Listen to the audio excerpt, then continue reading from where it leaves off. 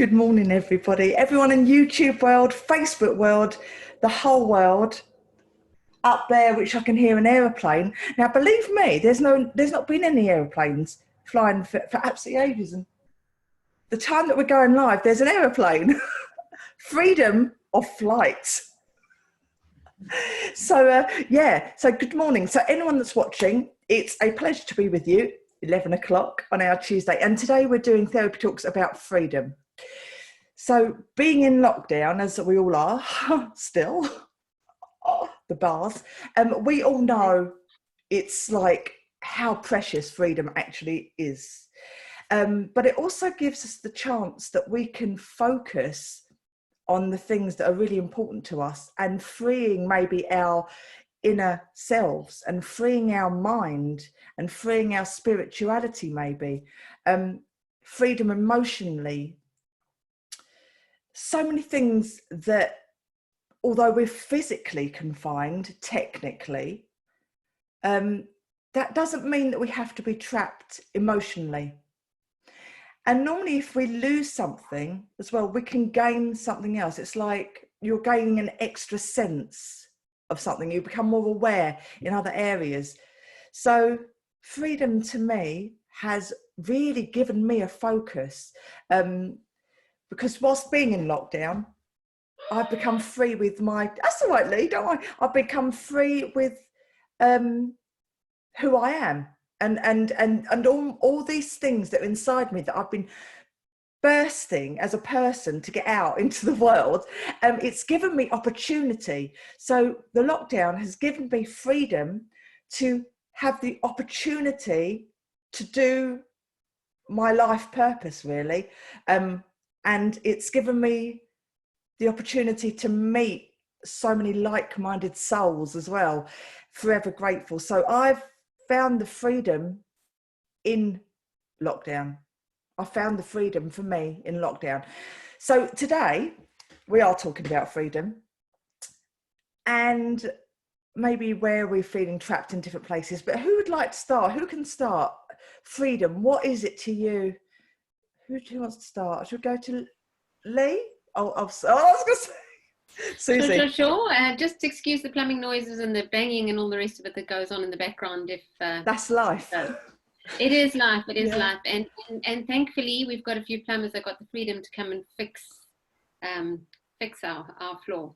So freedom is an interesting one, and I was quite excited when you said freedom, because I just thought, what really does it mean? And I think that the traditional thought that comes to your mind is, from a jail movie or something that you've watched when you're little, Escape from Alcatraz, and the guy, breaks free or whatever. But in actual fact, I think freedom is something that comes from within. There are obviously different types of freedom. There is, that is a type of freedom. And currently with lockdown, there's a sense of taking away our freedom. And in a certain way, freedom has been removed from us. And it's different in every country. I mean, we've had the thing where you're only allowed to exercise between 6 in the morning and 9 in the morning. And at the moment, it's winter's coming in, so it's dark and it's cold. It's beginning to get cold and stuff. But as of the 1st of June, we've got the freedom to exercise at any time of day. So, there's different levels of that. There's different levels of this freedom that we could be talking about. But I think deep inside, we need to find some sort of freedom about how we feel. We need to set our intention, because, during this lockdown, there have been so many roller coasters. I read something the other day where someone referred to it as the Corona coaster. And it's so true, because it's up and down. I'll share the thing with you. Yeah. But we need to set our intention for feeling free within who we are. What is your intention? How do you want to feel about it? How are you going to tackle it? How are you going to, I had, as you know, not a very nice experience recently, and it's been quite a difficult process of realizing, what would I want to be done unto me, and in order for, I guess, forgiveness was what I was focusing on, but forgiveness gives freedom. If I'm not willing to forgive the situation, then I can't set myself free. And then I'm going to be holding on and keeping those bars. I'm keeping my heart, my soul, my everything behind bars until I'm willing to do something about it. So yeah, I think as we kind of wiggle and woggle and turn with our discussion today, then I'll probably add more. But I think it was what you said is so true. It's those different levels and layers, emotional, physical, spiritual, and within us, those onion peels of just getting a little bit more freedom with each step we take. And it's all perspective as well, isn't it? Because if you look at your situation that you've been through, it's been an absolute nightmare for you.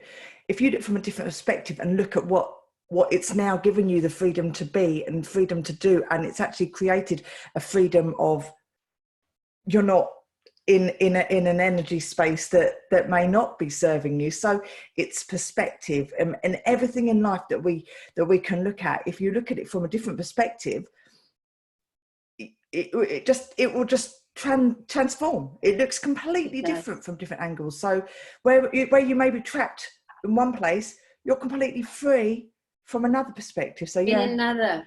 Absolutely, yeah.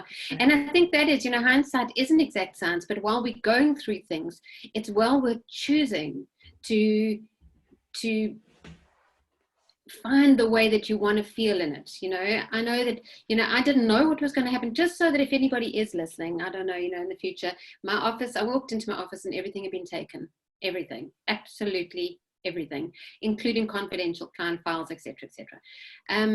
I've subsequently, with the help of the police, found out that it was my landlord who did it. So I know that I am going to get my stuff back. But what Danielle is talking about is the fact that I'm out of a place where there was that hectic energy because of that landlord, the owner of that building was, treats people in this way. I don't really want to be in that building. I don't want to be bringing my clients and working with my clients in that building. So it has given that newfound freedom. But, the actual day of it happening, the trauma, the state, the running around to the police, that sort of the tears, the feeling was hectic. But by the Friday, I really need to take a step back and just calm myself, because that adrenaline in one's body is so... but it definitely is going through the process and allowing yourself at certain times to say, okay, how am I going to cope with this? And I find that we do. You got to be human. Sometimes it's like, I feel so much better. And then, you go back into that feeling and you have to come out again. And perspective is cool, because it really does. Looking at it now from the perspective I'm looking at it, everyone's saying to me, late charges, demand rent back, whatever.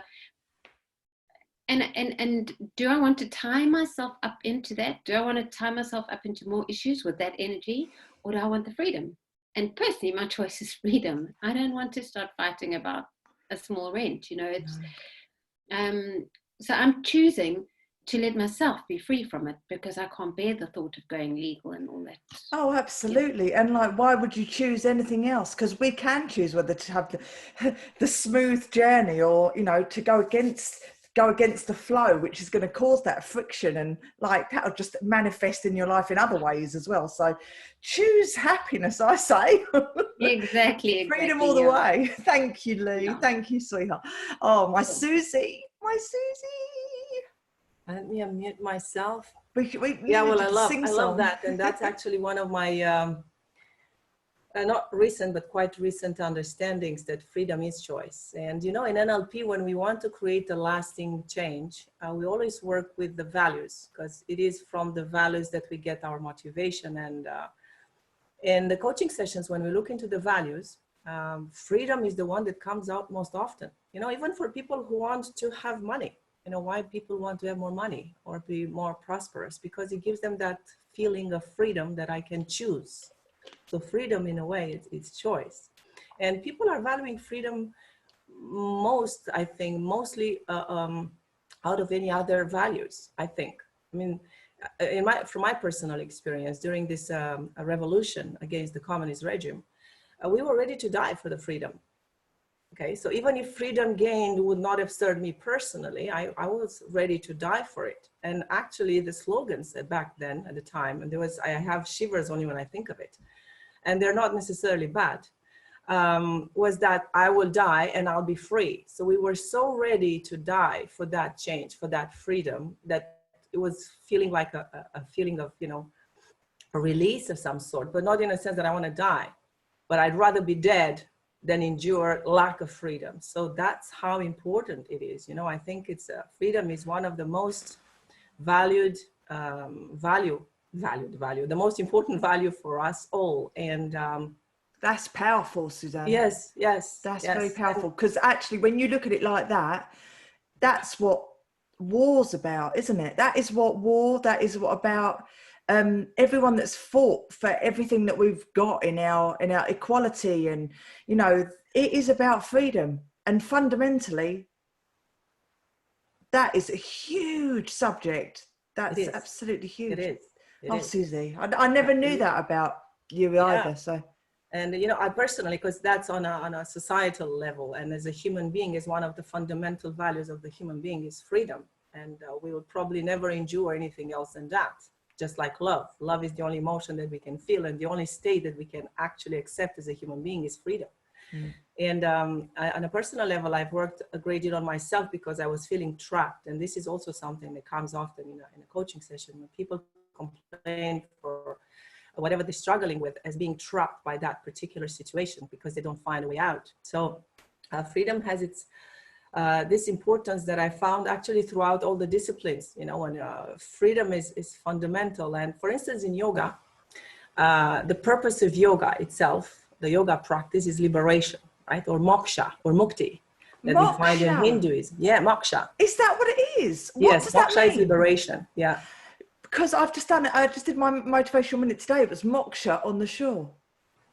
And also I did another one called moksha, and I didn't know what that meant. So thank you. That's very interesting. Liberation. Okay. Liberation. It's also called mukti, and we find it in Hinduism and in Buddhism. And it's this idea that one can free himself or herself from the illusion of samsara, or the cycle of birth and death. So basically the purpose in yoga is the goal is to free yourself from the cycle of birth and death and to be free of this physical incarnation.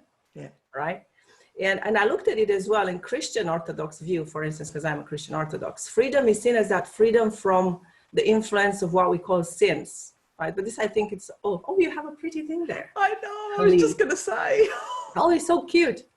So basically in Christianism, what we look for is the freedom from sins and living life as it willed by God, right? So it's the disappearance of the false image of what I created of myself and live up to the image that God created for me. So it's freedom from death as well, and the access to that eternal life. So it all comes down to the same thing in the end when you think of it. You know, it's put differently, but it's kind of the same thing. And you see, going into a more psychological aspect, I studied and practice now EFT, which is the emotional freedom technique. And the purpose is to get to feel free from the influence of certain emotional patterns, right? And to be able to have this emotional fluidity. And with NLP, and NLP played a major role for me in clarifying those notions and beliefs, because actually made all the teachings that I was exposed to, including, you know, my own Christian faith, to become more alive, more vivid.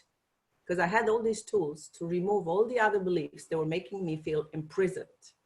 All these beliefs that were false and were not serving me, and realize that I'm actually free to choose what I want to believe in. That's freedom, I think. And because, you know, belief is what makes the reality, and it's not the other way around.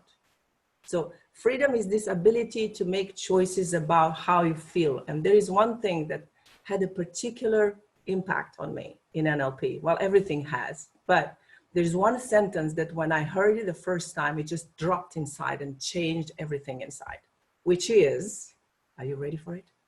Are you ready for the truth? Always. Yeah, okay. Is that everything is a process. Everything that happens inside me is a process. Every single state that I have, even the state of freedom or love or whatever, is not something that just happens. It's a process. That means there is a first thing that I do to get there. That means my neurology is doing something to create that state.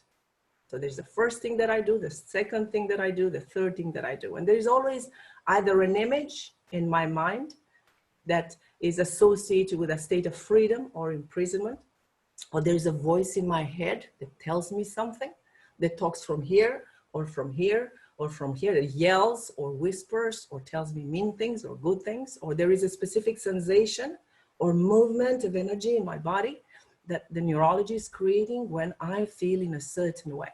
And if I am to put all this together, like from the Buddhism and yoga and Christianism and NLP and everything else, if I put everything together, freedom is knowledge and freedom is choice, just like Lee said. That's just that I had to talk a bit more to explain all that. Lee, you were better. That was because no matter what is around you, no matter what happens around you, what is true now is the state that you're feeling, and you can choose that state. And that to me is freedom. Freedom is that feeling and knowing that no matter what happens, you're okay. Yeah. And that's no greater freedom than that. Emotional freedom. Yes.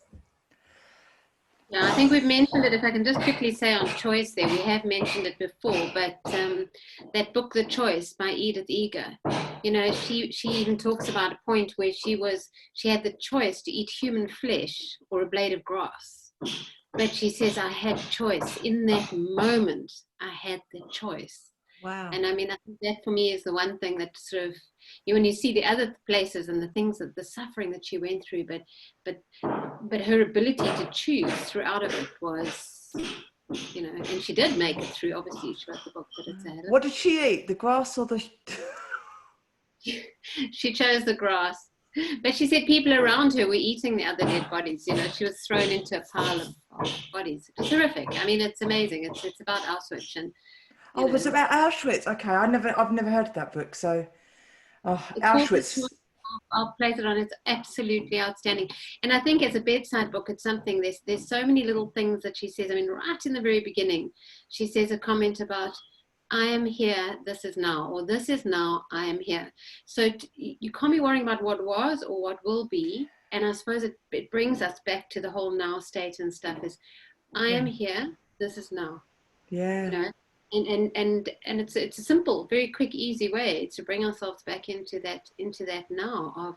But her whole book just talks about the incredible choices that this woman had, and as you say, the choices were for ultimate freedom. Yeah. Oh wow! In Auschwitz, you can't get much more of an iconic happening than that to signify all this. Oh gosh, that was an incredible. Thank you, love that. That was brilliant. So, oh Marie, my gorgeous girl, freedom. Good morning, everyone. Susanna, I think you've actually almost word for word gave one of the two definitions I would give for freedom. And yeah, the option of choice. I think that is definitely, but I'll come back to that. When I realized we were talking about freedom today, I thought to myself, when do I feel free? Well, what is it for me, freedom? Just to see when do I feel free? And one of the very first things, you know, that came in terms of feeling, I thought, when I'm skiing and I'm on a slope, and there's no direction, I can go everywhere, and I've got this beautiful mountain, and you look up, and there, wherever you look, 360, there's as far as your eyes can see, and so on. Oh. And this air on your face, and the fact that it's just, you just feel free like a bird. And I said, okay, that's one of my feelings. Now, what makes me feel like this? And I said, that's one of my, I would say, definition of freedom is the feeling of no limit. I can do anything. There's no control, there's no limit, everything is possible. So then it started to think differently. Okay, but everything's possible, but what is it? It is just, it's physical, but everything's possible in so many ways. And thinking about that, I started to feel possible, the mere fact that I can make a choice. I'm not limited. That was the two key definition I would have. Now, where do I find myself where I'm not limited and I can have the choice? So that can be physical, that can be within my body, that can be within the area that I am, or whether whatsoever that could be, and that can be in my mind. But going back to the confinement, straight after having this feeling or this vision of Miss King, which is one of my big passions, I said, okay, but now I was confined and I didn't feel stuck. Now, why didn't I feel stuck? Because I was confined like everybody else into those walls. So then, but coming back to the fact that the limit, yes, sometimes, but the limit is not physical, it's only mental. And it brings me back again to the options. What are my mental limits? Because, you know, that was one way to go there. That would be my negative belief. Anything that stops me or constrains me in one way because it's my own will or somebody else, or because it's a submissive way to limit myself, that take my freedom away, right? So if I control that, then I control my mind, I control my freedom. And the mere fact that I can make that choice, and I can make that choice in a most, how would you say in English? Aware way?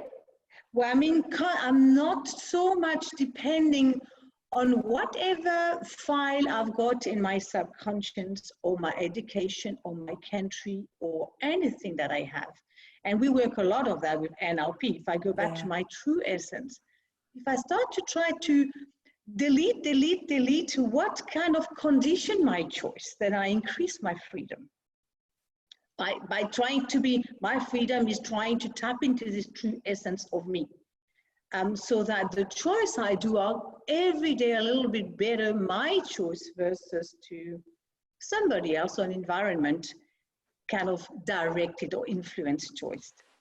But if we look at it, at the end of the day, it's all about feeling as well. So there's the inside feeling, but that's not the one I think we immediately go to when we think about freedom. It's like running on the beach. It's like being able to do whatever I want, when I want. How many times people say that to you? What is freedom? I want to do what I want, whenever, however.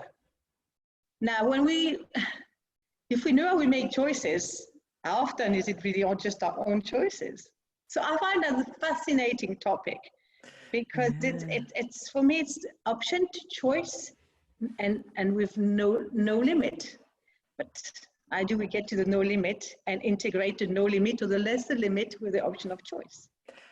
That's very interesting what you've said as well, because that opens up the whole world of possibility of meditation and finding that feeling wherever you are. You know, people that are imprisoned in camps or imprisoned in prison, or trapped maybe in even down to relationships, trapped in a relationship that you can't escape from, or that you're not ready to, because you can do anything, everything's possible, but that you're not ready to escape from, or just being in that whole thing, that whole meditation. If you just concentrate on your breathing and you close your eyes and you have the ability to create any feeling that you choose in your body by just you're believing it, seeing it, visualizing it, and living it, breathing it in, and breathing in, creating that feeling, because you don't have to be sitting on a sun-beached island in the middle of the Caribbean to feel like that. Hey, you can be in your bedroom and just shutting doors and just feeling it. And you're there, you know, you're feeling the heat on your legs, and, you know, the sounds of the waves just splashing up against the shore, and the cool breeze just going on, and the laughing kids in the background, and, you know, the pina colada next to you. And you're creating that in your brain, and your brain doesn't know whether you're there or whether you're not there. So we're creating that feeling, and that is so powerful. So therefore, we are all fundamentally free wherever we are, whatever situation we're in. We have freedom. We have everything that we could possibly need, and we have all the tools we need by being free to use our imagination, because our imagination shapes our world. So, oh my, that is just, I'm there. Yeah. I would add, you know, look at children. I think how amazing are they at being free. simple everyday life. They're in the classroom, and should they decide at that 1 minute they don't want to be in the classroom, their mind frees away to somewhere else. They go into wherever their mind takes them, and they've got this ability to be in an environment that doesn't suit them at the minute, and they extract themselves. So they've got the ability to be free. They free themselves from where they are. And we can all do that. The amount of time that we sometimes, and that would be referring to unfriendly environment that could be such as prison. It can be, Susanna, like when you were also living in your country at the time, and physically you would have also been restricted in things you wanted to do as well. That's absolutely beautiful what you said. But well, yeah, well, you know, because I was reflecting on that as well, and probably, like you said, you know, the reason for which I feel okay, not okay, but I feel like I don't feel confined by the confinement is because I have this. I was trained into confinement by communists for many years, so I remember what was helping us back then, because you're totally aware of what's going on. Whereas now we're not completely aware of what's going on. So that's, I would say, the difference. Back then it was up front. It was communist, you know, there was the party, and you're not supposed to do this and this and that, or else, you know, it could get really, really bad consequences. But what was helping us back then was humor. Being able to laugh and watch that 1 hour TV show where whatever our leader was giving this speech, you know, and you would just laugh at it and make jokes, and the next day everybody was joking about it. So there was these two things. It was the humor, being able to laugh at these most atrocious things, and then the ability to visualize yourself. So I remember going to sleep, because I was a teenager, going to sleep and imagining my life somewhere else. And as a matter of fact, I actually left the country, as you can see. So I was always focusing on what I will do after. So that was giving me that mental freedom and ability to cope with what is there now. So, but there is another aspect that I've noticed as well. And I don't know, maybe I'm wrong in the way I'm telling the story, but maybe Lee, you know more. It was a story about Nelson Mandela, who spent he spent many, many years in prison. I don't even remember, a lifetime. And in prison, what he did, he studied intensely Bhagavad Gita, which is a Hindu text. And in one of the meetings with the Dalai Lama, I hope that's the truth, I have to check that, he actually was able to quote, he knew it so well, he learned it by heart, that he was able to exchange with Dalai Lama in Sanskrit and quoting a verse from the Bhagavad Gita. So freedom, because you mentioned, Marie, you mentioned that the ability to do everything you want whenever you want. You see, well, you give people this option and they will not be happy. That ability that we think is that image that we have, that I can do whatever I want, whenever I want, is not necessarily the answer or the real freedom. And I remember one of my spiritual masters, a yoga master, was saying something like this, and also something that dropped in there instead, is that freedom does not exist without a discipline. You see? Because I think freedom can be wrongly understood, wrongly used, and we kind of do a lot of that now as a society. I find the freedom that the past generations fought for today kind of became a sort of chaotic, and there are universal laws to follow, and only by following these laws one can really be free. Because in yoga, for instance, we search for transcendence. That means that freedom from matter, right? Going beyond matter. But in order to go beyond matter, you need to study the laws of matter. You can't transcend something without knowing it. So if you get a degree of freedom, for instance, and if you're not aware on how matter will respond to what you're doing, right? I feel free to throw garbage in the ocean, and 7 billion people feel free to throw garbage in the ocean just because they have this freedom now. The planet will not respond the right way. So, and then we feel trapped and we have to enjoy the consequences, right? That's right. So this is a very important point as well. The discipline, and discipline is not something bad. Like I find when I talk to people and I insist on discipline, people kind of, but I don't want, I want to be free. I want to wake up when I want. I want to, go to sleep when I want. I want to eat what I want. And it's not necessarily freedom. Freedom is to respect life. And when you respect life fully with all its laws, then you're free to be what you meant and who you meant to be as a human being on this planet. That's how I see it anyway. Beautiful. So discipline is more like, because in NLP, they're just tools. And that's, in a way, a discipline. Like, I feel bad and low now, and I feel angry, and I feel like I'm trapped. Well, the freedom that I have is to use a tool that make me feel free. I don't know if you follow me. Yeah, Absolutely. So this using the tool is a discipline. I know that when I feel that way, I can use that tool. Yeah. Discipline is to wake up at a certain time that is good for my body, not when I think it's good. And to do freedom things without discipline, freedom without respecting the law, the universal law, the law of nature. You know, nature is who we are. I am nature. I'm made of flesh and bones. I have neurons. Yeah. And I'm composed of the 5 elements. And if I'm not aware of that, then I don't know if I can really be free. Free is knowledge as well, and respecting this beautiful thing that is my body, not beautiful nature, you know. No, I know what you mean. I know exactly what you mean.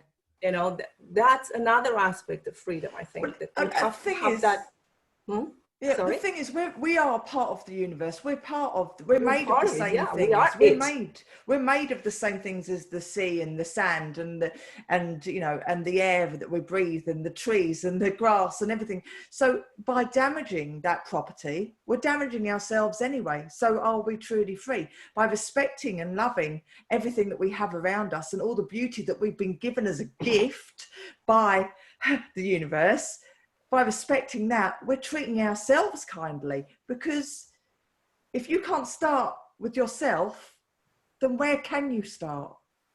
It's got to start with number 1, and you've got to start with the love, the respect, and the care of yourself.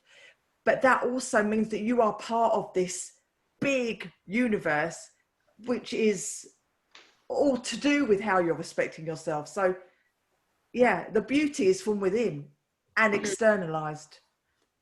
Yeah, I love that. Oh, Susie, that was brilliant. You know, it's so interesting though, as you were talking, as Susanna, as you mentioned Nelson Mandela, I was just quickly looking up a quote that he I mean, some of his quotes are amazing. I mean, that man was just, you know, there's just no words. But when a man is denied the right to live the life he believes in, he has no choice but to become an outlaw.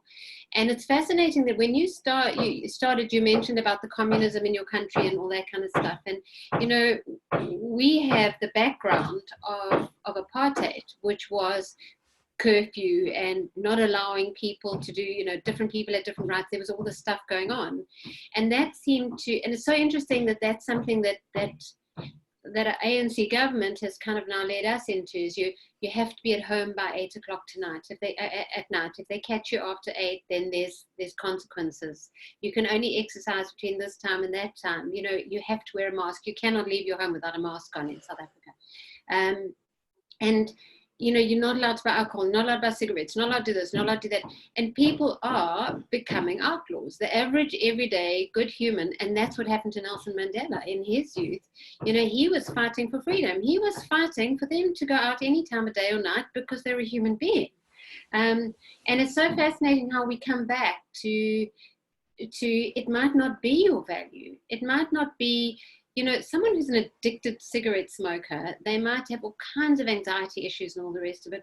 Right now, maybe a cigarette's going to help them. What do I know? I don't smoke, but I do understand that it's a hell of an addiction, and I deal with smokers. I mean, one of my most successful things with hypnosis is stopping smoking.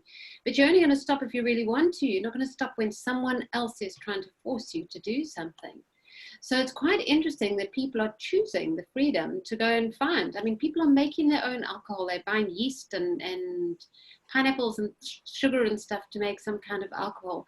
People are buying cigarettes on the black market. I mean, it's just good everyday people are becoming criminals because of this. And it's so fascinating to read, you know, Mandela's stuff.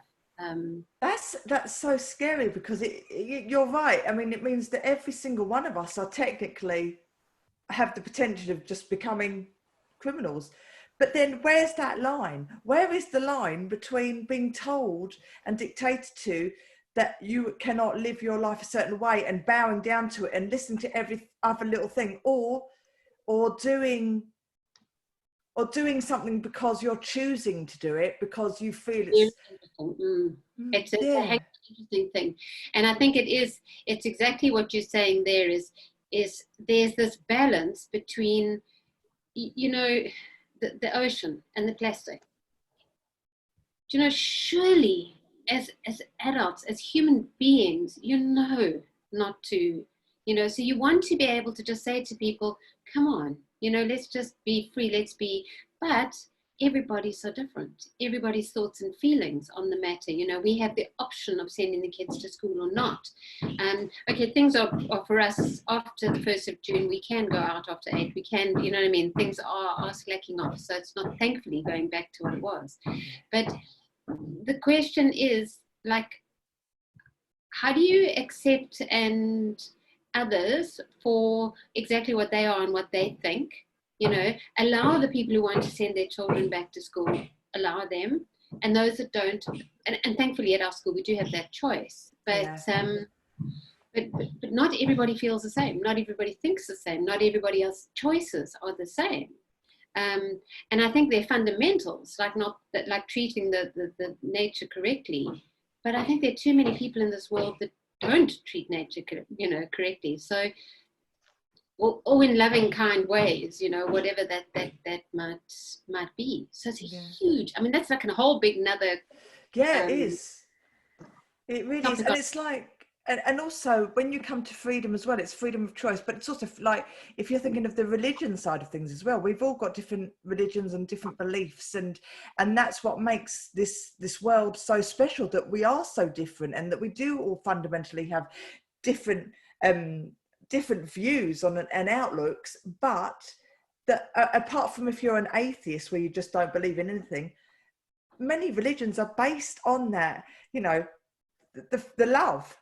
And you know, and that is kind of like an overruling thing in every religion. So who are we to choose whether anything's bad or good or right or wrong? Or, you know, this is personal choice. This is the freedom of who we are.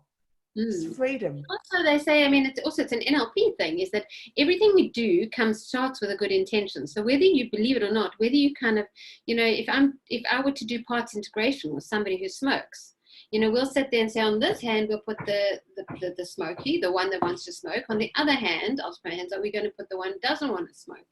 And then we'll say, you know, and they say, no, well, smoking's not good intention. It's bad for me.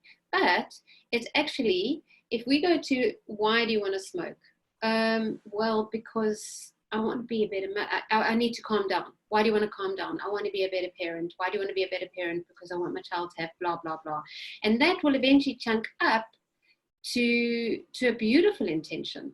The other side, why do you want to not smoke? Well, I want to be more healthy. Why do you want to be healthy? I want to live longer. Why do you want to live longer?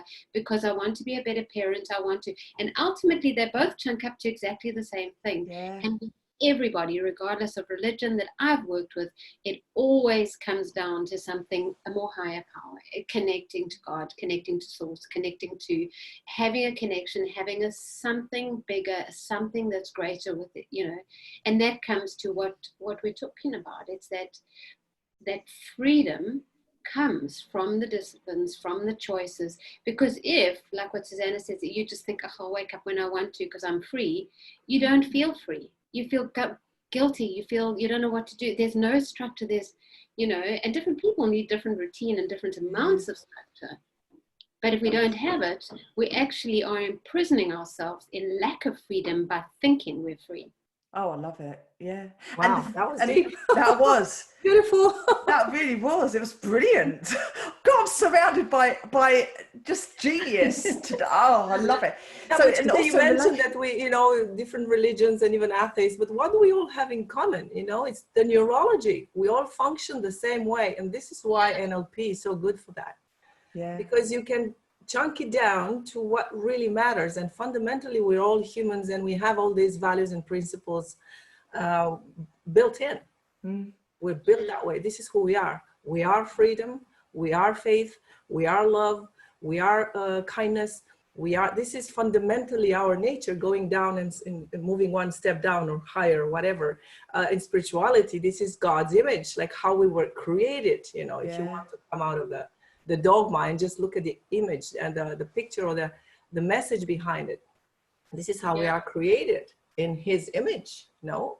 Yeah. That means we have all this inside. It's just they have to find a way to go and reach that. And that's why, you know, working with values, I love it a lot in NLP, because you actually get to access what truly, truly matters to you fundamentally as a human being. Because only when you're connected to those aspects of who you are and what's really important, then you can do the right thing for the planet. If you're truly connected with that motivation that Lee was mentioning earlier, you will not go ahead and destroy the planet. You will not just go ahead and cut all the forests in Amazonia. You will not do these things if you're really connected. But if you're just connected with the superficial values, the superficial motivations, like I want to make more money, I want to have more power, I want to conquer that. And of course, you're going to do only things that are damaging to ourselves, most of all. I mean, firstly, to ourselves. Yeah, you can have all the money in the world and not have any freedom, no happiness. Many people prefer, like I meet with people and I do coaching with people that prefer freedom over money.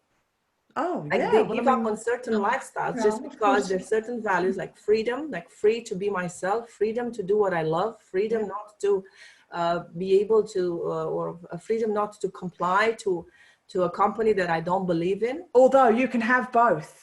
You can have both. You and why limit yourself? This is mainly the reason for which they come for coaching, because they kind of get stuck into the limitation of the material, because they put the limitation there. I understand. To bounce on what all of you are saying, and Danielle, you mentioned what makes somebody be a outlaw for freedom, and also what Susanna and Lee are saying. You know, I think it's really, why would I become an outlaw? It's because it's either too hard and doesn't fit with my value, or I'm expecting more. But both of that, either it's because I'm getting so much discomfort, for example, for not having my cigarettes, for whatever intention I'm pursuing with those cigarettes, right? Or not having the alcohol, or not having the freedom physically or mentally, whatever the case may be. For example, when you've got some dreams, it's so uncomfortable that you're gonna get yourself outlaw to really be free to do what you want. Or it is because it does not satisfy a dream that you have and you really want to follow that dream. But both of those are down to exactly what Susanna and you were saying, Lee, it's all down to the core value that what we have. Whether it's the pain, because it does not respond to the value we have and it generates pain, or we're not fulfilling that dream, which is also aligned with the value that we have. So isn't it freedom just to be aligned with our value, actually, and being able to follow those values? I'm asking you. But also, Maria, I think it's got to do with the, what you're saying, Suzanne, with your values is, are your basic needs met? Before you start talking about freedom and, before money and freedom, if those basic needs are met, and you've got food and you've got shelter, you know what, the more you have, the more stuff I'm actually trying to declutter at the moment, because I've got stuff from my mom, my father, my brother. It's just too much stuff, and the stuff clutters my whole life, clutters my mind, but my basic needs are met. I have a home, I have this, I can get the basics food-wise. I can't do a lot of things I'd love to do, but it's okay. There are so many people now, because of this lack of jobs, because of the virus and stuff like that. All of a sudden on the streets, wherever I go, if I'm going to the shop, there are people everywhere, every corner, no job, food, please. I mean, even this morning, today and yesterday, it rained. And they stay there there are so many desperate people. Sure. And they become outlaws. I mean, they're people, snaring animals in the Kruger Park because they are so starving that they will take the risk of being killed by a wild animal in a park to get food. So, there's a whole nother level of, you become an outlaw out of absolute desperation at times. And that's a fearful place to be. Yeah, that is just a different level, isn't it? And I just thought that while Marie was talking, because I suddenly thought, no, I mean, like, that's totally it. And the thing is, we've all got the capability, because everyone has to survive, but there is a choice of how we survive. Like, and but when it fundamentally comes down to live or die, if you don't eat, or if you eat, then you're going to do what you can to save your family. I mean, that's no longer freedom, it's survival. that's survival. Yeah. It's just survival skill. That's survival. Gosh, that's I think mad. the time that it is pure survival, that's at that point, I think you're just thinking of survival, aren't you? I mean, it's all basic, because there's, you know, obviously there's the Maslow hierarchy of needs, and I think, you know, if you've got that lot sort of sorted, but then there's the Tony Robbins 5, you know, the 5 human needs, which are the sort of the certainty and uncertainty, etc. Yeah. And interesting. Sorry. Yeah, no, I think it's incredible, and the things. Wow, I'm kind of on another planet now, and it scares me because we are not sure of what's coming. We don't know what's around the corner. Technically, what we're going to be told, whether the virus will subside and it'll all be okay. We don't know anything, but all we do know is what's right here, right now. And we do know that we can create our own freedoms and our own worlds by our thoughts and our language and choices that we make in the present, rather than based on fear or uncertainty and doubt. So yeah, that's really made me like think, though, because obviously when you're saying that, and I mean, how desperate people have to be like that, and what did it take I mean, were these people are they just newly homeless? Is that what it is? Or were they always homeless and not eating? Or No, I think it's just people who were working, because most of the businesses and stuff have been, you know, a lot of businesses have been closed down. That's it. I'm going to put myself, yeah, no, that sounds, because that's the other point. We're in a world where a lot of people are losing their jobs. Well, this is it. These like jobs. I mean, people, obviously South Africa, there's a load of people that have domestic workers, and we haven't been able to have them, you know. Is there a welfare system there? Is there a welfare system? It's not any, well, there's a lot of aid. That's the other side of the coin, is that there's so much aid. There are so many people that are going out there trying to help. Some of it successful, some of it not, but it's a whole big sort of political thing that's not worth getting into. But just what I've noticed is the amount of people, and a lot of them are also people from other parts, you know, like different countries in Africa that have come down to South Africa to try and make money, but because of xenophobia, they haven't been able to work, or of course they haven't got the permits, so they've been doing gardening jobs or things like that. So these are the guys that need money so badly, and they're just saying job, money, food. There are, I mean, personally, I prefer to give to the homeless shelters and which is what I do, but I think, I don't know. I mean, to be honest, like if you can look at stuff like that, and just, it's almost like money is an exchange of energy. So like a barter system that they used to use back in the day, you know, rather than actual physical cash or physical money, something that, can you do this for me? I can do this for you. And like, to get through, can I eat this food? And in return, I'll do this, you know. So they're I mean, money is made out of the government, and you know, and it does, right, and it's trusted because it's made by, you know, the government and whoever makes and owns the money that we use as you know, as living with. But that energy exchange, that really all it is I will do this for you. Can you do this for me? Can I? I mean, and this whole world, we are free to be able to do that too.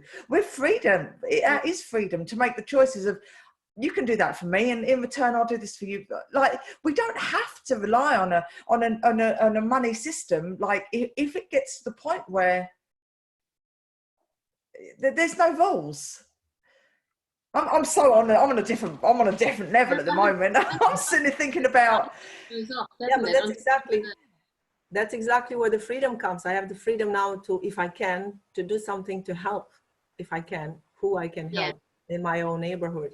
And I also have the freedom to be in a resourceful state rather than be in a state where I don't care, or in a state where I sink down with them. Oh my God, this is bad, because this is not helping. So believing that everybody has the resources that they need in order to do whatever they can is actually enabling them to do that. So just by choosing a different state of mind and choosing to feel that freedom for yourself, you can actually be an inspiration for others. Even if I can't, for instance, right now help people in South Africa, what I can do when I hear about this, rather than sinking down into that feeling of fear and despair and, oh my God, there's no solution, I can immediately choose, no, well, I know that there are possible ways to do it, and probably I cannot help these people, but now I can choose to feel in that state of empowerment, in that state of feeling in tune, and maybe something comes down to me. I have an idea, something lights up, and I can start doing something that will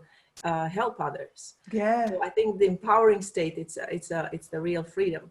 Feel that, stay there, and then from that state you can actually do something that is useful for yourself and for others.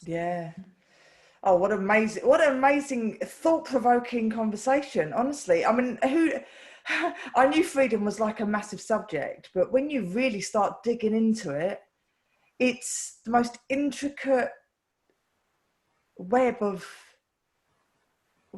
just everything, isn't it? It's a web. I wrote a poem once and I called it a web of time-eaten holes. I wrote that line, and freedom is a web of time-eaten holes that just persists to this day. So did you want to do maybe a little technique, Susie, just to I don't have a particular technique in mind, but I was thinking maybe we can just try to define freedom, each of us, and work with the feeling of being imprisoned. Yes. You know, listening to you earlier, is this a quote from Alan Watts? I don't know if any of you know of him. He's a great philosopher. I love him so much. He has this wonderful voice and this laughter that is just charming. And he was saying once, if you feel free to be trapped and untrapped, then you are untrapped. Nice. So he's a Zen master. He's a philosopher. So of course he brings us a bit from the solidity of what we discussed earlier into another plane. But sometimes it's good to go there and get some inspiration, take a deep breath, and then just come back with that perspective. Because, you know, if you are to look at a spiritual path, and the liberation, coming back to freedom, moksha, mukti, whatever, it is an individual process. We like to think that the whole world can illuminate and free and change like this. But to my understanding so far, the world is a place for everybody to get what they need and to pass through whatever you need to experience so that you get that freedom. And just like Nelson Mandela spent all these years in prison, and I was telling you the other day about this wonderful Orthodox monk that spent 40 years in communist prisons. And all these people come out with much more wisdom. So imprisonment, in a way, I mean, even if that's the contradiction, that's the duality that I love. If you can contain these two ideas at the same time, then something happens. Because you need to be here and you need to be in prison, and we are in a physical body, and I am in a physical reality. But at the same time, I'm not. At the same time, I am also that, you know, universal energy. I am that consciousness. So that's the duality of our existence on earth. Oh yeah. We are trapped in matter. But if you can allow yourself to feel trapped in matter and know that you are not trapped in matter, then you're free to choose whatever you want to be. Because being trapped in matter is life as well. No, I mean, being a person now and having a body, even if it has pains, even if it suffers, even if it goes through all kinds of things, even if it experiences this confinement thing, it's wonderful. It's life. You know, so I think if it's best, rather than generalizing, to just always bring to what is true and real now, and from this place you can be. I agree, and it's like monks, like what you were saying, Susie. Buddhist monks, they live with no possessions, and they They literally have basic lives, but they are so free. They're so free, and they're so at peace. And freedom is peace, I think. If you've got that inner peace, and then that's the most you can ask for really in life is peace. Yeah, and love. And if you are to reframe that, rather than saying, well, this is a very difficult situation that can crush me, reframing is, actually maybe this situation makes us all stronger, makes us all grow, makes us all realize, come out of the illusion of what we think we are as humanity, and then just move into what we really are as humanity, either at a larger scale, or at least at the individual scale. The harder the situation is, and I'm talking from my own experience of communist imprisonment, we got stronger. You grow. There is something that grows, and there is something that develops, and you touch something which is deeper. And actually, this Orthodox monk, in one of the interviews, I actually listen to him once in a while because he's so inspiring. And he said something in the worst days, because he said that they were imprisoning him. There was this torturing method to lock them up in a cold room for 3 days with the purpose for them to die. That was the purpose. So he said, they imprisoned me for 3 days and I didn't die. And then they imprisoned me for 5 days and I still didn't die. And then 7 days. And then they took me out. They said, okay, this one doesn't want to die. Let's take him out. And he said it was awful.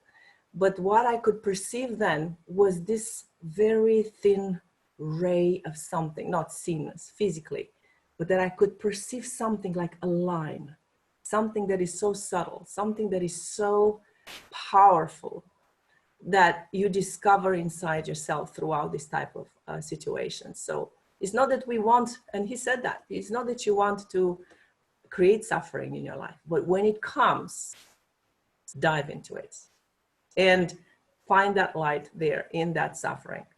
So not everybody will do it. Not everybody will do it. I think that's wisdom, to understand that not everybody can. Yes. And to understand that every person, even if they go through awful situations now, they somehow learning from that. Well, it's the quote that I said today in my motivational minute about the storm, and then when the storm, hold on, let me just tell you what it is again.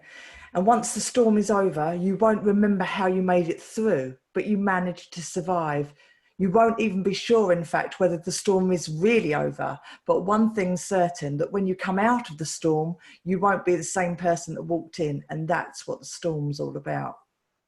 That's what life is all about. Wow, that's beautiful. Isn't it wonderful? Yeah, that's from Moksha on the Shore. That's what I was talking about earlier. So on that note, oh, girls, beautiful. I'll tell you what, that's mind blown me, that conversation. That really has. Room for thought, or kind of stuff to carry on. But Suzanne, I particularly like picking up on what you said there about how find your own resource state and don't get swamped down by it, and also choose the way in which you can go forward. Let it come to you. So, because it is so easy to just get so overwhelmed by certain things, but if you can learn to just tap into that resource state within you, and the more we use it, like any other muscle, the better it gets. With lockdown, I've been able to do exercise like Pilates every day because my lady's doing it online, and I feel so much stronger. You can see my nice fit muscles. Sexy lady.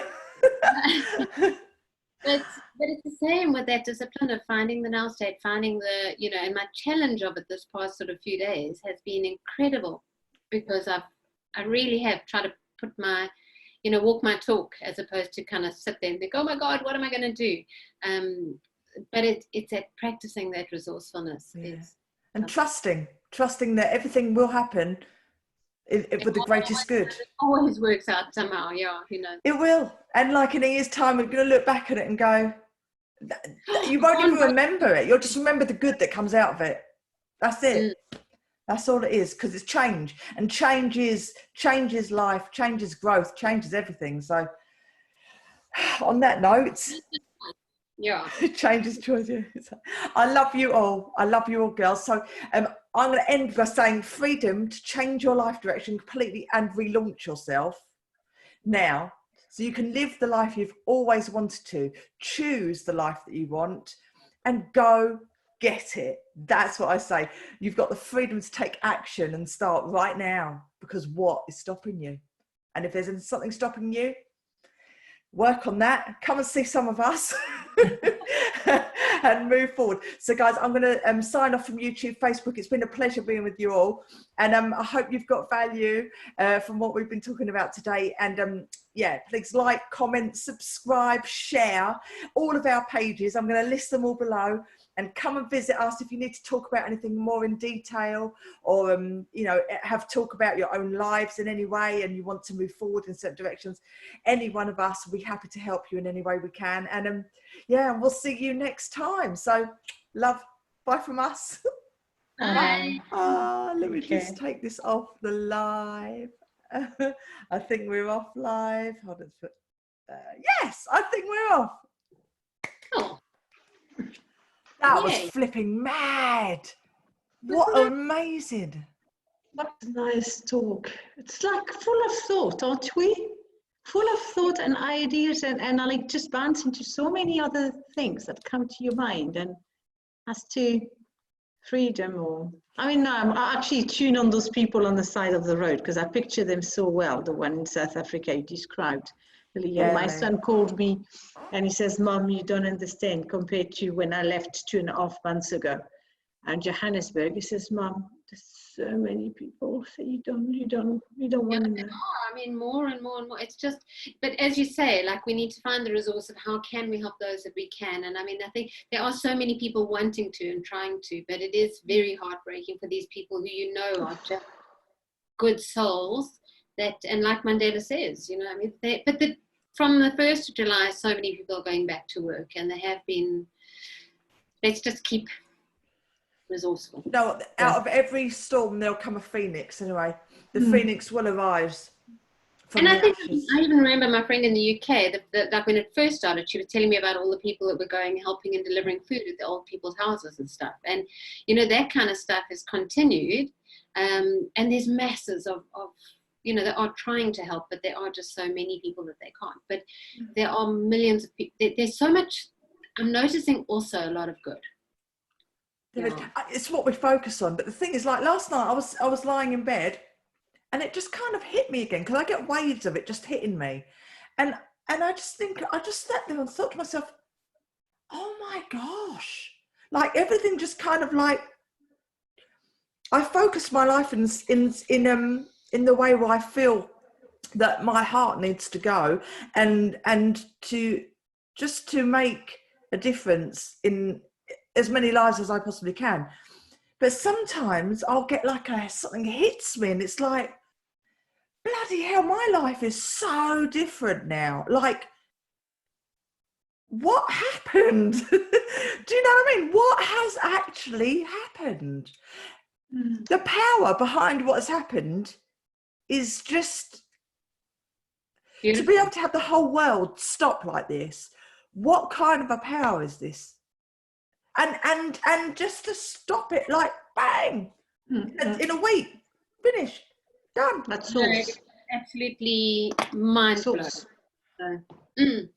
But I mean, I'm grateful. I'm grateful because I this is who I am. And to be honest, unless I'd have had something like this, doing this, then I would have just carried on my journey, you know, and just a little bit here, a little bit there, and, you know, master of like loads of hats kind of thing, and, you know, no focus. But this has given me massive opportunity to do something that I really, really do love, and to be with people that I really feel affiliated with and like connected with, because I haven't really had that in my life. I've never really had people like you guys.